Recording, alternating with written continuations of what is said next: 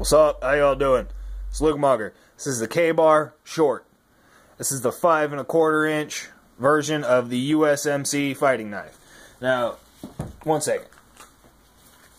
1095 cro-van steel, 5 1/4 inch blade length. It is 0.156 inches thick. It is 9 1/4 overall, which gives a 4-inch handle length. It is 0.9 inches thick at its max, at the max diameter on that handle. Weighs 6.4 ounces. It is $88 MSRP. You're probably going to wind up paying like $50 for it somewhere. Fantastic little knife. For the price and for being made in America, I mean, Olean, New York, it's actually stamped into the blade. I love it when they stamp signatures into the blade. Look at that. It just, no matter what you do to this knife, no matter what you do to the coating, how much you beat it up, that's never going to go anywhere. It's still going to say Kabar, Olean, New York. I love it, man. And same thing, USA. It's just a fantastically designed knife. It is kind of on the negative. I don't actually hold this true to be as a survival knife. The full-size USMC is a fantastic survival knife. It'll work really well, especially in the 1095 cro-van that they put it out in. But this knife, it's just a little bit too small. The handle isn't, I mean, it is sufficient, but it is a little bit on the smaller side. I do have large hands, but that's one thing I do want to address about this knife. There's a lot of opinion out there that it's just too small. There's some people who have said it feels like a toy, and I get why. Now, the reason why this would feel like a toy is because they're so used to the full-size USMC. Give me a second. I don't actually have the full-size USMC. This is a Cutco Kabar. This is the new generation fighting knife in a 440A stainless steel instead of the D2 if you get it from actually get it from Kabar. But it has this has the exact same handle dimensions as the USMC as far as girth around, different pommel on it, but you know, generally the same, right? And it fits my hand fantastically. This is fat.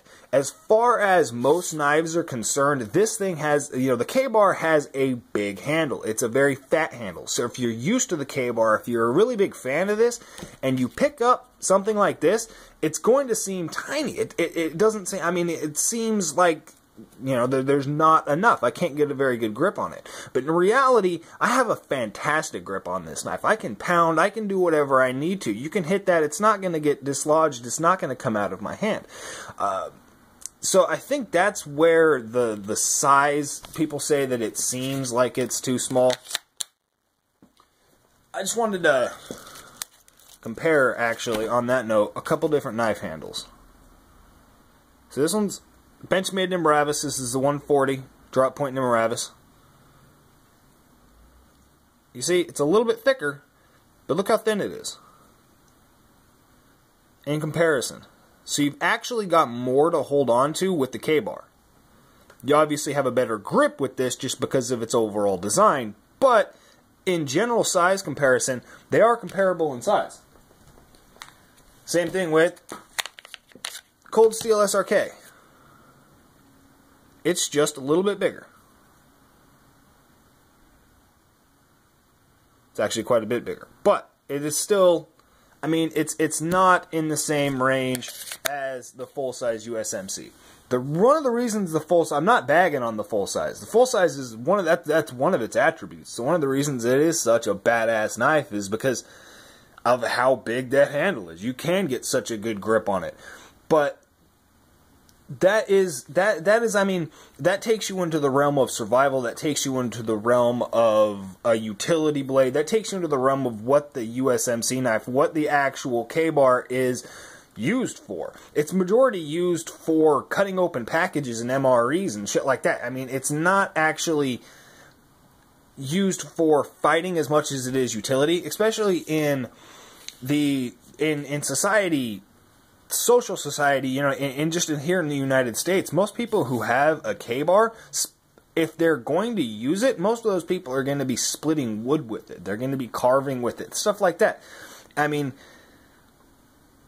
so realistically, the handle is fantastic, right, for that. That's why I don't think this is a good survival knife. The short, okay? The short has it is smaller, but at the same time, it is still usable. It just takes it into a different kind of knife. It takes it out of being a survival knife to being a defensive blade. This is an excellent defensive blade. Now, slash that, it's a good defensive knife. It's not excellent just because I don't like the symmetry. In a stressful situation, it is easy to, if you get knocked around, you pick your knife back up, you think you've got it hit this way, you think you've got it that way, you don't. I can't tell which way the blade is orientated in my hand without actually looking at it, just because of the symmetry. That's the only detraction that this knife has as far as keeping it away from being a fantastic fighting knife. The blade profile is a lot smaller. It does have a very thin blade. I mean, you can see that. I can almost cover up the entire blade. I can cover up the entire blade with my thumb, right? It is a very small blade, but that gives an excellent ability of penetration, especially with this clip point design. You can see that it's almost got a flat back. The clip point, that clip does have a little bit taken down, right? It comes down a bit, but then it narrows out. It doesn't have a very heavy swoop. It's not the deepest actual indentation. I'm not sure what that curve there on the back of a swedge is called, but it's not that heavy, right? So you've almost got a straight back penetration.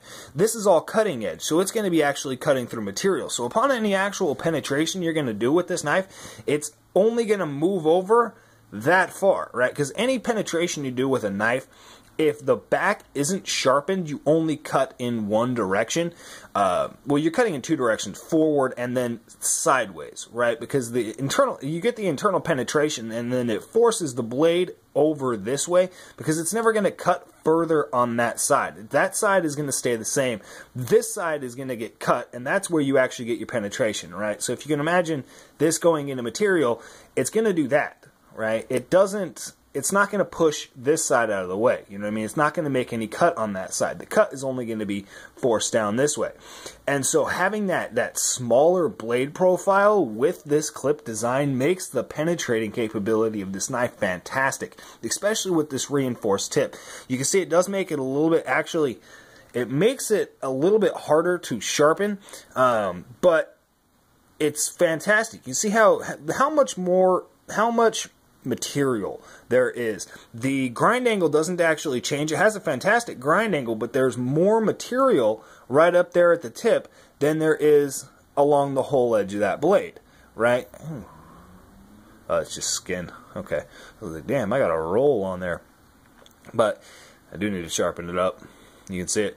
But, excuse me. Getting off track. The reinforcement on the tip, the 1095 cro-van, takes a fantastic edge. It doesn't come that sharp out of the box, but you can just touch it up, give it a fantastic edge, and it makes an excellent defensive knife, especially since it's 6.4 ounces. This thing, it is small, right? So it conceals very easily if you're going to conceal a fixed blade. I don't generally do that. I carry it on my hip, but I mean, I don't even notice it's here, right? One thing that I've done to this sheath is I wrap some paracord around it, because this loop is just way too big. Look at the size of that belt loop. It's huge, right? So I wrap some paracord around it, supported by the clip there, so it doesn't actually slip up. And I use this section as my belt loop, so it doesn't fly around on my hip. And it does hold a little bit higher. I prefer a higher hold than further down. So